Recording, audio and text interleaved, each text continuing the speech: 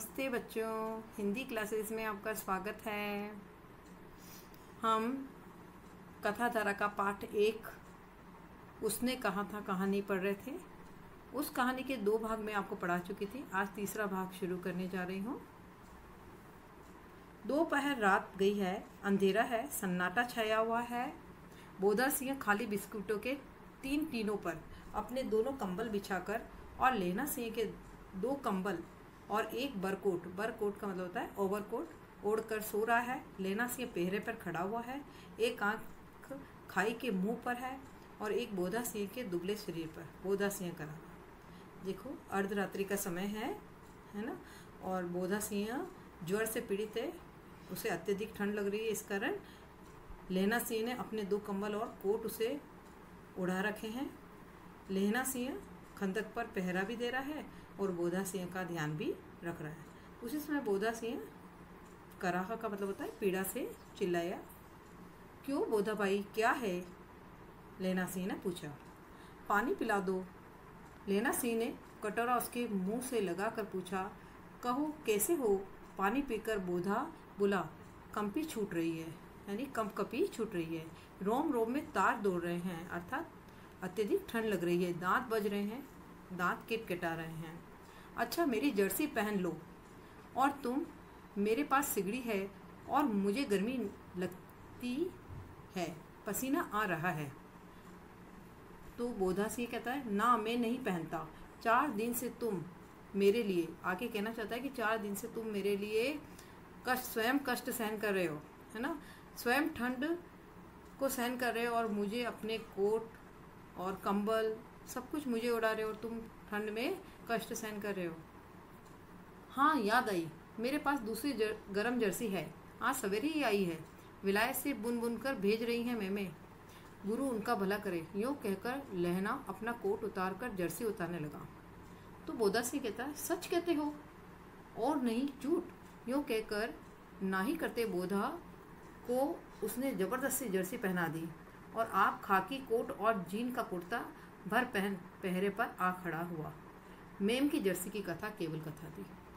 ये जो है लहना सिंह ने मेम की जर्सी वाली बात कही थी कि इंग्लैंड की मेमें जो है जर्सी बुन कर हमारे लिए भेज रही है, ये मात्र एक मनगढ़ंत कहानी थी। वो बोधा सिंह को कष्ट में देखकर उसे अपनी जर्सी पहनाना चाहता था और इसी वजह से उसने अपनी मनगढ़ंत कहानी कही। आधा घंटा बीता। इतने में खाई के मुंह से आवाज आई, सूबेदार हजारा सिंह। कौन? लपटन साहब। हुक्म हजूर, कहकर सूबेदार तन कर फौजी सलाम करके सामने आया। देखो अंधेरा था तो सूबेदार हजारा सिंह जो है, जो आया था व्यक्ति, उसको पहचान नहीं पा रहा था, उसे लपटन साहब समझकर और उसने उसे सलाम किया। लपटन का अर्थ लेफ्टिनेंट साहब होता है ना, तो उसने सलाम किया। देखो इसी समय धावा करना है। आने वाले व्यक्ति ने सूबेदार को कहा कि देखो इसी समय धावा करना है। मील भर की दूरी पर पूरब के कोने में एक जर्मन खाई है, उसमें 50 से ज़्यादा जर्मन नहीं है। इन पेड़ों के नीचे नीचे 2 खेत काट कर रास्ता है, 3-4 घुमाव है, जहाँ मोड़ है वहाँ 15 जवान खड़े कर आया हूँ। तुम यहाँ 10 आदमी छोड़कर सबको साथ ले उनसे जा मिलो, खंदक छीन कर वहीं जब तक दूसरा हुक्म न मिले डटे रहो। हम यहाँ रहेगा जो हुक्म, सूबेदार हजारा सिंह ने कहा। देखिए जो व्यक्ति आया था वह लपटन बनकर आया था, किंतु सही में वह भारतीय लपटन नहीं था, दुश्मन का आदमी था। किंतु रात के अंधेरे में सूबेदार हजारा सिंह उसे पहचान नहीं सका और उसने सूबेदार हजारा सिंह से कहा कि पास में ही जर्मन खाई है, उसमें 50 से ज़्यादा जर्मन नहीं है ना, मैं वहाँ पे 15 जवान को छोड़कर भी आया हूँ, तुम यहाँ पर 10 आदमी को छोड़कर बाकी सारी सेना को लेकर चले जाओ और उस खंदक को जीत कर वहीं पर रहना जब तक कि मैं हुक्म न दूँ। और सूबेदार हजारा सिंह जो हुक्म कहकर सब तैयारी करने लगता है। चुपचाप सब तैयार हो गए। बोधा भी कंबल उतार कर चलने लगा। तब लेना सिंह ने उसे रोका। लेना सिंह आगे हुआ तो बोधा की ओर इशारा किया। लेना सिंह समझकर चुप हो गया। पीछे 10 आदमी कौन रहे, इस पर बड़ी हुज्जत हुई। हुज्जत का मतलब होता है विवाद हुआ, क्योंकि हर कोई जर्मन से लड़ने के लिए जाने को बेताब था, कोई रहना नहीं चाहता था। समझा बुझाकर सूबेदार ने मार्च किया। मार्च किया का मतलब होता है युद्ध के लिए रवाना हुआ। लेफ्टिनेंट साहब लेना की सिगड़ी के पास मुंह फेर कर खड़े हो गए और जेब से सिगरेट निकालकर सुलगाने लगे। 10 मिनट बाद उन्होंने लेना की ओर हाथ बढ़ाकर कहा, लो तुम भी पियो। आंख मारते करते लेना से सब समझ गया। लेना से क्या समझ गया कि जो व्यक्ति सिगरेट पीने के लिए लेना से को कह रहा है, वह लेना सिंह समझ गया कि ये हमारा लेफ्टिनेंट नहीं है। यदि हमारा लेफ्टिनेंट होता तो वह जानता था कि हम सिख जो है सिगरेट नहीं पीते हैं, तो वो हमें सिगरेट पीने के लिए नहीं कहता। तो लेना सिंह समझ गया। मुंह का भाव छिपाकर बोला, लाओ साहब। हाथ आगे करते ही उसने सिगड़ी के उजाले में साहब का मुख देख लिया, बाल देखे, तब उसका माथा ठनका। लेफ्टिनेंट साहब के पट्टियों वाले बाल एक दिन में ही कहाँ उड़ गए और उनकी जगह कैदियों कैसे कटे बाल कहाँ से आ गए। ये देखकर उसके मन में शंका हुई।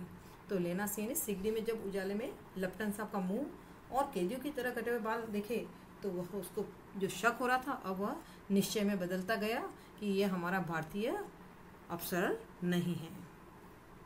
शायद साहब शराब पिए हुए हैं और उन्हें बाल कटवाने का मौका मिल गया है। ऐसे प्रश्न लेना सिंह के मन में आए, किंतु फिर भी लेना सिंह सोचने लगा। लेना सिंह ने जांचना चाहा। लेफ्टिनेंट साहब 5 वर्ष से उनके रेजिमेंट में थे, तो लेना सिंह ने विचार किया कि अब मुझे इसकी असलियत जाननी ही होगी, और इसीलिए लेना सिंह ने उससे कुछ झूठे किस्से सुनाए और कुछ प्रश्न किए। तो क्यों साहब, हम लोग हिंदुस्तान कब जाएंगे? तो वो व्यक्ति कहता है, लड़ाई खत्म होने पर। क्यों, क्या यह देश पसंद नहीं? नहीं साहब, शिकार के वे मजे यहाँ कहाँ। याद है पारसाल की नकली, पारसाल जगह का नाम है, नकली लड़ाई के पीछे हम आप जगाधारी जिले में शिकार करने गए थे। जगाधारी भी जिले का नाम है। हाँ हाँ, वहीं जब आप खोते पर सवार थे। खोते का मतलब होता है गधे पर। अब उसको कह रहे हैं कि उस लेफ्टिनेंट को कि आप गधे पर सवार थे, और आपका खानसामा, खानसामा का मतलब होता है नौकर, अब्दुल्ला रास्ते में एक मंदिर में जल चढ़ाने को रह गया था। जैसे खानसामा अब्दुल्ला जो है मुसलमान है ना, वह उसके लिए कह रहा है कि वो मंदिर में जल चढ़ाने का, तो मुस्लिम होकर कैसे मंदिर में जल चढ़ाएगा। ये बात भी उसने झूठी कही।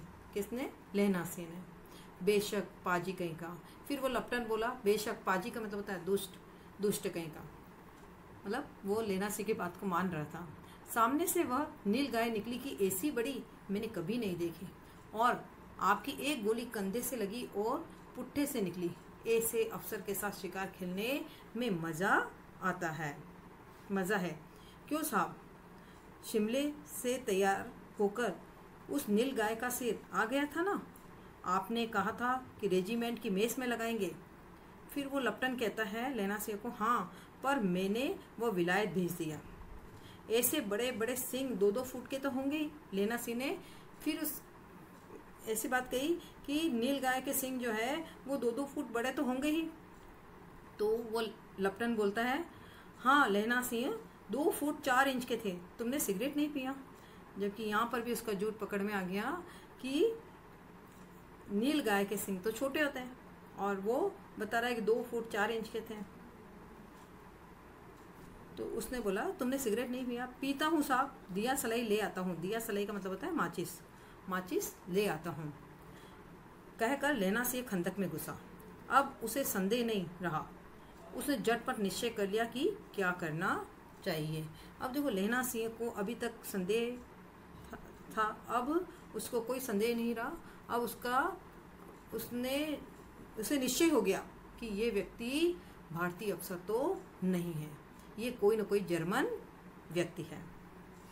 और वह दिया सलाई लेने के बहाने खंदक के अंदर घुसा, और उसने अपने मन में निश्चय कर लिया कि अब उसे क्या करना है। लेना सिंह ने अंधेरे में किसी सोने वाले से टकराया। कौन? वजीरा सिंह? हाँ, क्यों लेना, क्या कयामत आई है? कयामत का मतलब मुसीबत बोल दो, आफत बोल दो। तो क्या कयामत आई है? जरा तो आंख लगने दी होती, ये बात वजीरा सिंह ने लहना सिंह से कही। भाग 4 शुरू करने जा रहे हैं हम। होश में आओ, कयामत आई है और लपटन साहब की वर्दी पहन कर आई है। अर्थात यहाँ पर लहना सिंह जो है वजीरा सिंह को कहता है कि भाई उठो, कयामत का मतलब होता है मुसीबत आई है। और लपटन साहब की वर्दी पहन कर आने का मतलब है कि जो व्यक्ति आया है वो हमारे लपटन साहब की वर्दी पहन कर आया है। क्या? वजीरा सिंह आश्चर्य से पूछता है।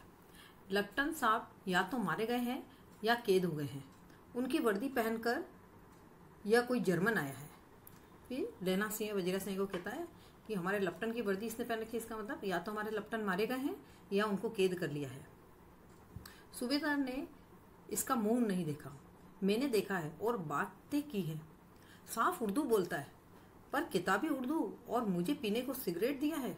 तो अब मारे गए, धोखा है, यानी कि हमारे साथ धोखा हुआ है। सूबेदार हरा, कीचड़ में चक्कर काटते फिरेंगे और यहाँ खाई पर धावा होगा।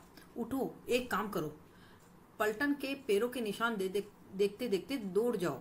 पलटन यानी सेना, यानी सूबेदार हजारा सिंह जिस सेना को लेकर जर्मन खाई की ओर गया है, तुम उन पलटन यानी सेना के लोगों के पैरों के निशान देखते देखते तुम उस ओर चले जाओ। अभी बहुत दूर न गए होंगे। सूबेदार से कहो एकदम लौट आवे। खंदक की बात झूठ है, चले आओ। खंदक के पीछे से निकल जाओ, पत्ता तक न खड़के, यानी जरा भी आवाज नहीं हो, खंदक के पीछे से होकर तुम निकल जाओ, देर मत करो। हुक्म तो यह है कि यही, फिर वो याद दिला रहा है कि सूबेदार तो हुक्म देके गया था कि हम यहीं रहें। ऐसी की तैसी हुक्म की, मेरा हुक्म, जमादार लहना सिंह जो इस वक्त यहाँ सबसे बड़ा अफसर है, उसका हुक्म है। मैं लपटन साहब की खबर ले लेता हूँ, पर यहाँ तो तुम 8 ही हो।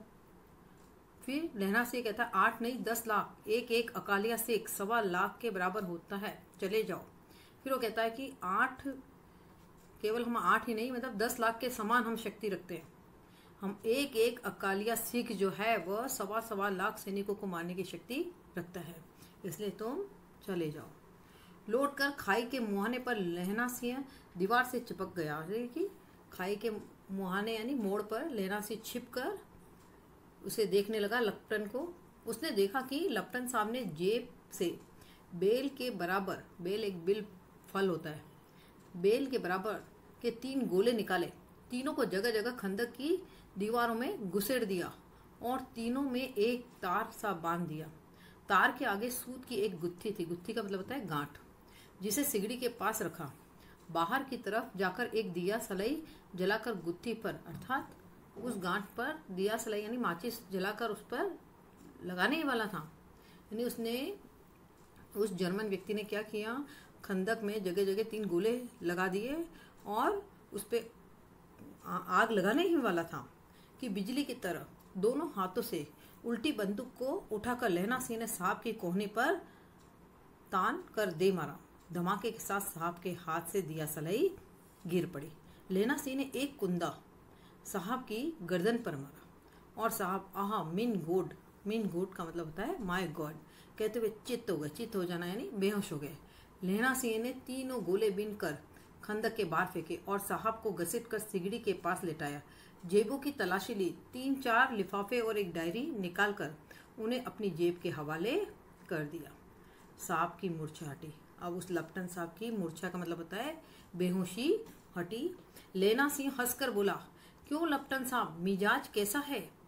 आज मैंने बहुत बातें सीखी है। अब यहाँ पर लहना सिंह उस पर व्यंग कर रहा है, उस लपटन पर। यह सीखा कि सिख सिगरेट पीते हैं, यह सीखा कि जगाधरी के जिले में नील गाय होती हैं, जबकि जगाधरी जिले में नील गाय होती ही नहीं है, और उनके 2 फुट 4 इंच के सींग होते हैं। यह सीखा कि मुसलमान खान सामा मंदिरों में जल चढ़ाते हैं और लपटन साहब खोते पर चढ़ते हैं। खोते का मतलब गधे पर चढ़ते हैं। पर यह तो कहो, ऐसी साफ उर्दू कहाँ से सीखाए? हमारे लपटन साहब तो बिना डेम के 5 लफ्ज भी नहीं बोलते हैं। डेम का मतलब होता है शायरी। तो अब देखिए यहाँ पर लहना सिंह ने उस पर व्यंग करते हुए सारी पुरानी बातें याद दिलाई और कहा कि मैं तो तुम्हें पहले ही पहचान गया था, है ना, कि तुम इतनी साफ उर्दू कैसे बोलते। हमारे जो लपटन थे वो तो शायरी उर्दू में बोलते थे, बाकी उनको 5 शब्द भी उर्दू के बोलना नहीं आते थे। लहना ने पतलून के जेबों की तलाशी नहीं ली थी, मतलब उसके उस लपटन के पतलून यानी पैंट की जेबों की तलाशी लेना वो भूल गया। साहब ने मानो जाड़े से बचने के लिए दोनों हाथ जेबों में डाले। लहना सिंह कहता गया, चालाक तो बड़े हो पर मांझे का लहना, मांझे का मतलब होता है अनुभवी, कि लहना भी कोई कम अनुभवी नहीं है। इतने बरस लपटन साहब के साथ रहा है, उसे चकमा देने के लिए 4 आंखें चाहिए। चकमा यानी धोखा देने के लिए 4 आंखें चाहिए। 3 महीने हुए, एक तुर्की मौलवी, तुर्की यानी तुर्की देश का एक मौलवी मेरे गांव आया था। औरतों को बच्चे होने के ताबीज बांटता था और बच्चों को दवाई देता था। चौधरी के बड़ के नीचे मंजा बिछाकर हुक्का पीता रहता था और कहता था कि जर्मन वाले बड़े पंडित हैं, वेद पढ़ पढ़ कर उनसे वे विमान चलाने की विद्या जान गए हैं। गो को नहीं मारते, गो का मतलब गाय को नहीं मारते। हिंदुस्तान में आएंगे तो गो हत्या बंद कर देंगे, मतलब जर्मन वालों की तारीफें करता था। मंडी के बनिए को बहकाता कि डाक खाने से रुपया निकाल लो, सरकार का राज्य जाने वाला है। डाक बाबू पोलू राम भी डर गया। मैंने मुल्ला जी की दाढ़ी ही मुंडवा दी। मैंने क्या किया उस समय, उस मुल्ला की दाढ़ी मुंडवा दी और गांव के बाहर निकाल कर कहा कि जो मेरे गांव में अब पैर रखा तो। साहब की जेब से पिस्तौल चला और लहना की जांग में गोली लगी। इधर लहना की हेनरी मार्टिने के 2 फायर ने साहब के कपाल क्रिया कर दी। कपाल क्रिया यानी मौत की नींद सुला दिया। धड़ाका सुनकर सब दौड़े। बोधा चिल्लाया, क्या है? लहना सिंह ने उसे यह कहकर सुला दिया कि एक हड़का कुत्ता आया था। हड़का का मतलब होता है एक पागल कुत्ता आया था और औरों से सब हाल कह दिया। देखो, लहना सिंह ने उसे यह कहा कर सुला दिया कि एक हड़का कुत्ता यानी पागल कुत्ता आया था, मार दिया, औरों से सब हाल कह दिया और दूसरे सैनिकों से सब बात कह दी। सब बंदूक लेकर तैयार हो गए। लहना ने साफा फाड़कर गांव के दोनों तरफ पट्टी कसकर बांध दी। गांव मांस में ही था। पट्टियों के कसने से लहू निकलना बंद हो गया। इतने में 70 जर्मन चिल्लाकर खाई में घुस पड़े। सिखों की बंदूकों की बाढ़ ने पहले धावे को रोका, दूसरे को रोका, पर यहाँ थे 8। लहना सिंह तक कर मार रहा था। वह खड़ा था और लेटे हुए थे और वे 70। लहना सिंह अकेला खड़ा होकर सामना कर रहा था और जो 7 सैनिक थे वह लेट कर उन पर गोली चला रहे थे। अपने मुर्दा भाइयों के शरीर पर चढ़कर जर्मन आगे घुस आते थे। थोड़े मिनटों में ही वे अचानक आवाज आई, वाह गुरुजी दी फतेह, वाह गुरुजी दा खालसा, और धड़ाधड़ बंदूकों के फायर जर्मनों के पीठ पर पड़ने लगे। इन मौके पर जर्मन 2 चक्की के पाटों के बीच में आ गया। पीछे से सूबेदार हजारा सिंह के जवान आग बरसाते थे और सामने लहना सिंह के साथियों के संगीन चल रहे थे। संगीन मैंने आपको पहले बताया था कि बंदूक के आगे एक नुकीला अस्त्र लगाकर चलाया जाता है। पास आने पर पीछे वालों ने भी संगीन पिरोना शुरू कर दिया। अब जर्मन लोग जो है बीच में फंस गए। सामने से तो लहना सिंह और उसके सैनिक आक्रमण कर रहे थे, तो पीछे से सूबेदार हजारा सिंह भी अपनी सेना को लेकर आ गया था और जर्मनों को पीछे से वे आक्रमण करते थे। जर्मन जो है दोनों के बीच में फंस गए। एक किलकारी और अकाल सिखा दी फौज आई है। वाह गुरु जी दी फतेह, वाह गुरु जी दा खालसा, सत श्री अकाल पुरुष। और लड़ाई खत्म हो गई। 63 जर्मन या तो खेत रहे थे, खेत का मतलब होता है मारे गए थे, या कराह रहे थे, या पीड़ा से चिल्ला रहे थे। घायल हुए होंगे तो पीड़ा से चिल्ला रहे थे। सिखों में 15 के प्राण गए। सूबेदार के दाहिने कंधे में गोली आर पार निकल गई। लहना सिंह की पसली में एक गोली लगी। उसने गांव को खंदक की गीली मिट्टी से पूर लिया था। पूर लेना मतलब भर लिया था और बाकी का साफा कसकर कमर बंद की तरह लपेट लिया। किसी को खबर न हुई कि लहना का दूसरा गांव भारी घाव लगा है। लड़ाई के समय चांद निकल आया था, ऐसा चांद जिसके प्रकाश में संस्कृत कवियों का दिया हुआ क्षय नाम सार्थक होता है। क्षय का मतलब होता है नष्ट होने वाला। और हवा ऐसी चल रही थी जैसे बाण भट्ट की भाषा में दंत विनोपदेशाचार्य उपदेशाचार्य कहलाते। वजीरा सिंह कह रहा था, कैसे मन मन भर फ्रांस की भूमि मेरे बूटों से चिपक रही थी। बूट का मतलब होता है सूज। जब मैं दौड़ा दौड़ा सूबेदार के पीछे गया, सूबेदार लेना सिंह से सारा हाल सुन और कागजात पाकर वे उसकी तुरंत बुद्धि को सराह रहे थे। सराहना का मतलब होता है प्रशंसा कर रहे थे, यानी कि सूबेदार हजारा सिंह उसकी तीव्र बुद्धि की, लहना सिंह की तीव्र बुद्धि की प्रशंसा कर रहे थे और कह रहे थे, तू न होता तो आज सब मारे जाते। इस लड़ाई की आवाज़ 3 मील दाहिने और की खाई वालों ने सुन ली थी। उन्होंने पीछे टेलीफोन कर दिया था। वहाँ से झटपट 2 डॉक्टर और 2 बीमार ढोने की गाड़ियाँ चली, जो कोई 1.5 घंटे के अंदर अंदर आ पहुँची। फील्ड अस्पताल नज़दीक था, सुबह होते होते वहाँ पहुँच जाएंगे, इसीलिए मामूली पट्टी बांधकर एक गाड़ी में घायल लिटाए गए और दूसरी में लाशें रखी गई। सूबेदार ने लहना सिंह की जांग में पट्टी बंधवानी चाहिए, पर उसने यह कहकर टाल दिया कि थोड़ा गाँव है, सवेरे देखा जाएगा। बोधा सिंह ज्वर से बर्रा रहा था, बर्राना यानी चिल्ला रहा था। वह गाड़ी में लिटाया गया। लहना को छोड़कर सूबेदार जाते नहीं थे। यह देख लहना ने कहा, तुम्हें बोधा की कसम है और सूबेदारनी की भी सौगंध है जो इस गाड़ी में न चले जाओ, और तुम मेरे लिए वहां पहुंचकर गाड़ी भेज देना, और जर्मन मुर्दों के लिए भी तो गाड़ियां आती होगी। मेरा हाल बुरा नहीं है, देखते नहीं मैं खड़ा हूँ, वजीरा सिंह मेरे पास तो है ही। अच्छा, पर बोधा गाड़ी पर लेट गया। भला आप भी चढ़ जाओ। सुनिए तो, सूबेदारनी होरा को चिट्ठी लिखो तो मेरा मत्था टेकना लिख देना। लेना सिंह सूबेदार को कहते हैं। और जब घर जाओ तो कह देना कि मुझसे जो उसने कहा था वह मैंने कर दिया है। अब देखिए यहाँ पर एक सस्पेंस चल रहा है कि उसने कहा था। कहानी का शीर्षक यहाँ पर आ रहा है कि उसने जो कहा था वह मैंने कर दिया है। गाड़ियाँ चल पड़ी थी। सूबेदार ने चढ़ते चढ़ते लेना का हाथ पकड़कर कहा, तेने मेरे और बोधा के प्राण बचाए हैं। लिखना कैसा, साथ ही घर चलेंगे। अपनी सूबेदारनी को तू ही कह देना उसने क्या कहा था। अब आप गाड़ी पर चढ़ जाओ, मैंने जो कहा वह लिख देना और कह भी देना। गाड़ी के जाते ही लहना लेट गया। वजीरा पानी पिला दे और मेरा कमरबंद खोल दे, तर हो रहा है।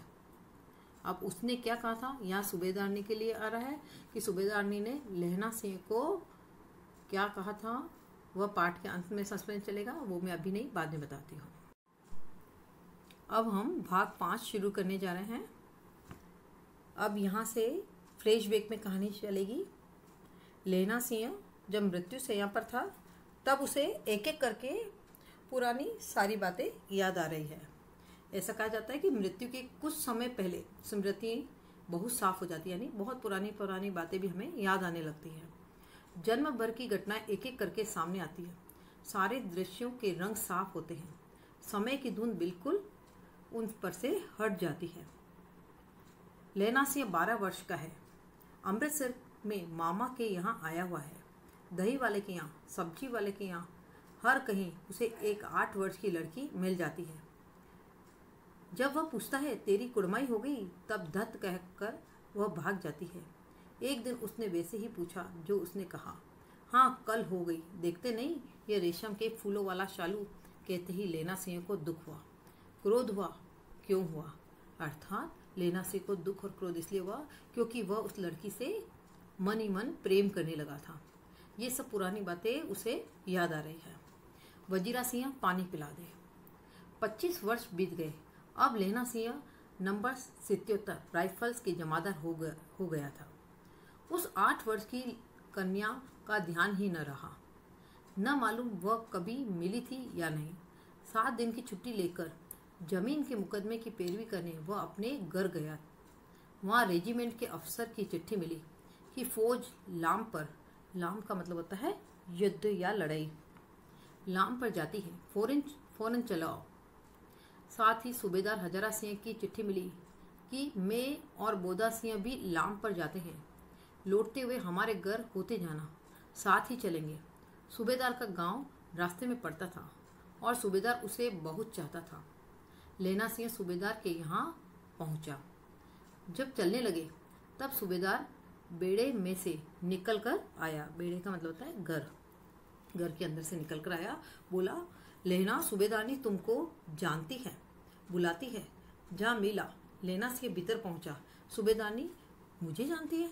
कब से? रेजिमेंट के क्वार्टर में तो कभी सूबेदार के घर के लोग नहीं रहे। दरवाजे पर जाकर मत्था टेकना कहा। आशीष सुनी। आशीष का मतलब आशीर्वाद सुना। लहना सिंह चुप। मुझे पहचाना नहीं?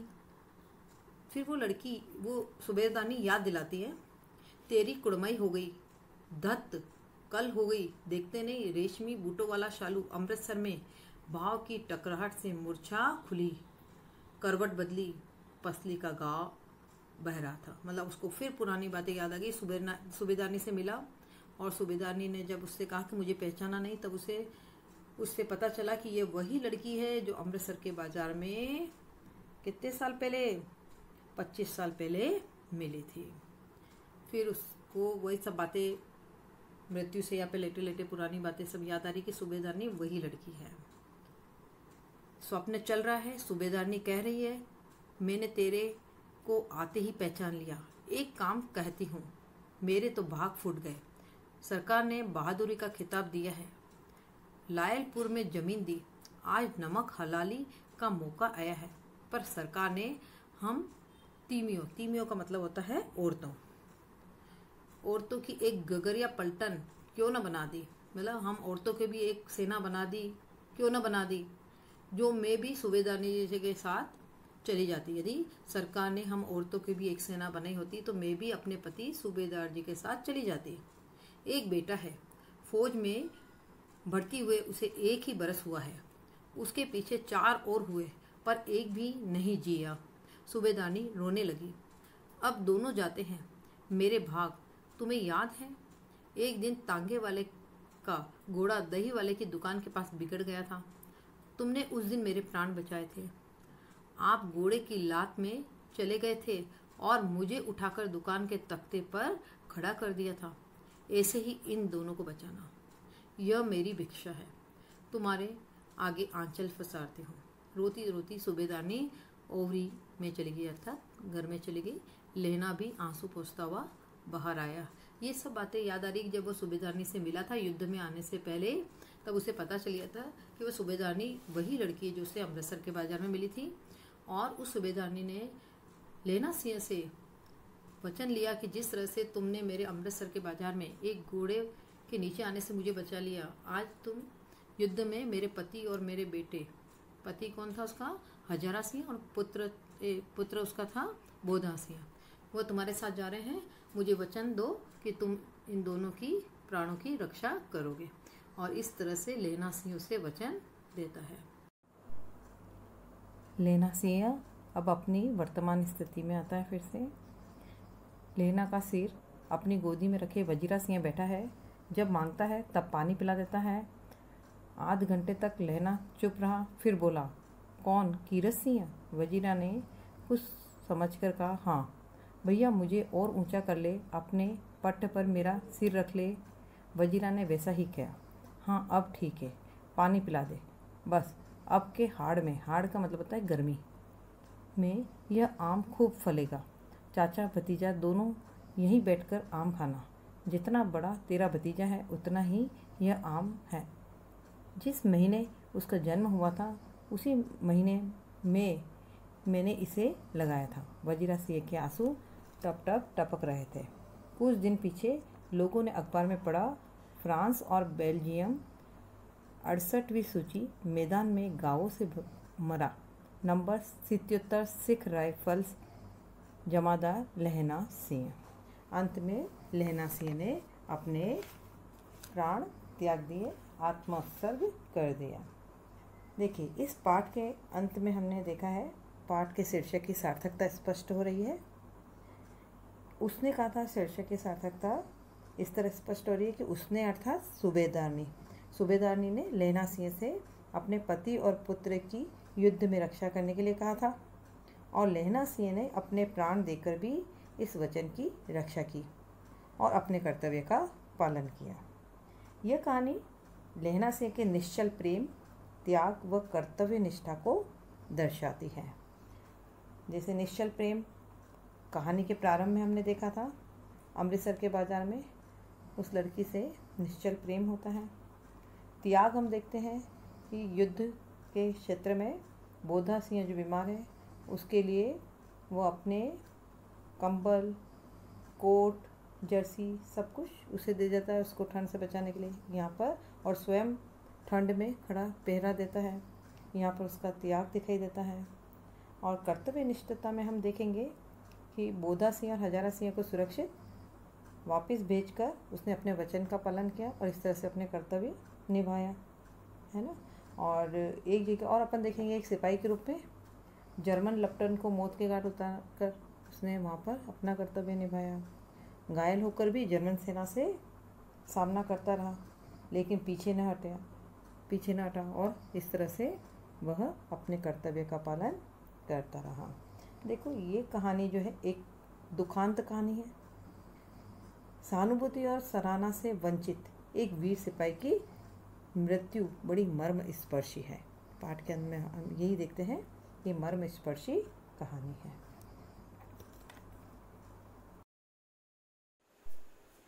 अब हम पाठ्य पुस्तक के प्रश्नों को हल करेंगे। सबसे पहले वस्तुनिष्ठ प्रश्न हल करते हैं। पहला है, उसने कहा था कहानी का नायक है। उत्तर इसका होगा ख, लहना सिंह। प्रश्न 2, तेरी कुड़माई हो गई कथन में निहित भाव है। इसका उत्तर होगा ग, निश्चल प्रेम। अति लघुत्रात्मक प्रश्न देखेंगे। पहला है, पलटन का विदूषक किसे माना जाता है। तो पलटन का विदूषक वजीरा सिंह को माना जाता है था। दूसरा है, कयामत आई है और लपटन साहब की वर्दी पहनकर आई है। यह कथन किसने, किससे और क्यों कहा। तो यह कथन लहना सिंह ने वजीरा सिंह से कहा था, क्योंकि लपटन साहब की वर्दी पहनकर कोई जर्मन भेदिया उसके पास आया था। नेक्स्ट क्वेश्चन है, सूबेदारनी के चरित्र की कोई 2 विशेषताएं बतानी है। सूबेदारनी की चरित्र की विशेषताएं हैं, एक तो वह सरल और सहज स्वभाव की थी, पतिव्रता स्त्री थी, है ना, विवेक संपन्न नारी थी, वात्सल्य का भाव था उसके अंतर्गत। ठीक है। क्वेश्चन नंबर 4 अति लघुत्रात्मक का, उसने कहा था कहानी की पृष्ठभूमि में किस युद्ध का वातावरण है। तो इस कहानी के अंतर्गत प्रथम विश्व युद्ध जो 1914 से 18 के बीच में इंग्लैंड और जर्मनी के बीच हुआ था। तो यह कहानी जो है वह इसी युद्ध की पृष्ठभूमि पर आधारित कहानी है। ठीक है। तो इस कहानी में इसी युद्ध का वर्णन किया गया है। नेक्स्ट क्वेश्चन है लघुत्रात्मक प्रश्न, जिसका पहला है, उसने कहा था कहानी के शीर्षक पर टिप्पणी लिखिए।